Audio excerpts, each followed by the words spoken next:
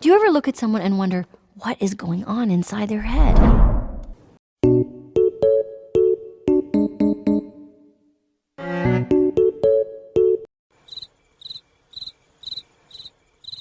Alam mo ba, mas okay siguro kung magpapanggap ka na. Baka mamaya hindi tayo makakuha ng sabihin malakas ka pa dyan. Wait, I can't remember the lines.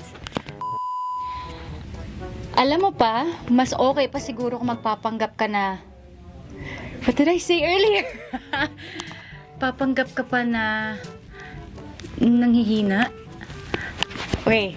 Alam mo pa, mas okay siguro kung magpapanggap ka na nanghihina. Baka mamaya, di tayo makakuha ng kwarto. Sabihin malakas ka pa. Pakanta-kanta ka pa dyan. Is that correct? Alam mo ba, mas okay siguro kung magpapanggap ka na nanghihina. Baka mamaya hindi tayo makakuha ng kwarto. Sabihin malakas ka pa, kumakanta-kanta ka pa dyan. Naalala mo si Mr. Yung laging nagpaparestore kay Papa ng Yan naman pakialam yung kung nakaw o hindi eh. Basta bagay sa niya. Oh my gosh. I'm gonna guess. I'm gonna guess na lang. Naalala mo si Mr. Something. Mr. Uy, Mr. Something. Yung laging nagpaparestore kay Papa ng kotse.